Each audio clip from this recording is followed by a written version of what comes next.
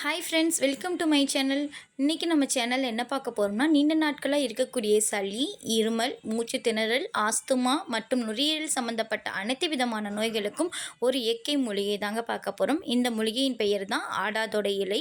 இந்த ஆடாதோடை இலையை நம்ம பயன்படுத்துகிறனால ஆடாதோடை பன்மை அறுக்கும், வாத முதற் கோடா கோடி சுரத்தின் கோதொலிக்கும், நாண்டின் மிகத்தெழுந்த சன்னிபதின் மூன்றும் விளக்கு, மகத்து நோய் போக்குமரி. ஆடாதோடை இலையை கஷாயமாக பயன்படுத்தி நம்ம தினந்தோறும் குடிச்சிட்டு வந்தோம்னா எப்பேற்பட்ட கபநோய், அதாவது சுவாச சம்பந்தப்பட்ட இருமல், நுரையீரல், ஆஸ்துமா நோய்கள் அனைத்துமே விரைவில் நல்ல குணமளிக்கும் மற்றும் ரத்தம் சுத்தியாகும் அப்படிங்கிறதாங்க இந்த பாட்டுக்கு அர்த்தம்.